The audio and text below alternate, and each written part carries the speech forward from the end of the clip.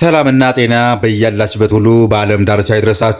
ውድ የዓለት ቲዩብ ተከታታዮች ሰበር ዜና ይዤላችሁ መጥቻለሁ። የኢትዮጵያ ጃንደረባ ዋና ሰብሳቢ ዲያቆን ዶክተር ዳዊት ከበደ መታሰሩ ተሰምቷል።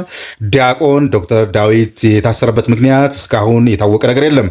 በርካታ ኦርቶዶክሳውያን ስሜታቸውን እየገለጹ ይገኛሉ። በመንግስት እየተደረገ ያለው አሁንስ ግፉ በዛ አይበቃም ወይ እያሉ ድምጻቸው እያሰሙ ይገኛሉ።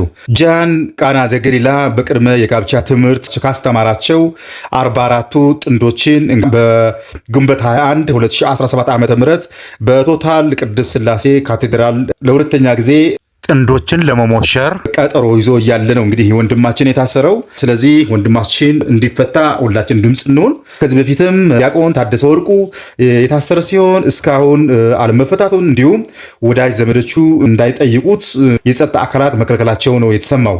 ሁል ጊዜ ርክበ ካህናት ስብሰባ ሲደረግ የቤተክርስቲያን መምህራን አባቶች በተለይም ለቤተክርስቲያን ጉልህ አስተዋጽኦ ያላቸው የቤተክርስቲያን ድምፅ ተብለው የሚታሰቡ ወንድሞቻችን መምህራን አባቶች ወደ ስር መታጎራቸው የተለመደ ሆኗል።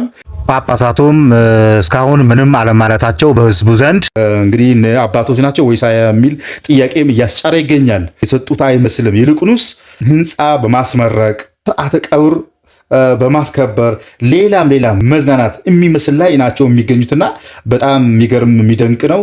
ትናንት ለቤተክርስቲያን መከፋፈል ጠምሳሽ አውኪና ጋጋሪ ጠማቂ ለነበሩ ውዳሴ ተጠምደው ነው የሚገኙት። ለቤተክርስቲያናችን ድምፅ የነበሩ አሁንም ያሉ ቀጣይም ለቤተክርስቲያን ልጆች ከተኩላ የሚጠብቁ የሚያነቁ የሚያሳውቁ ሲታሰሩ አባቶችም ዝም፣ ሚዲያውም ዝም፣ ህዝብ ግንኙነትም ዝም፣ ቄሱም ዝም ሆኗል። ምናልባት የተሸነፉ ይመስላል።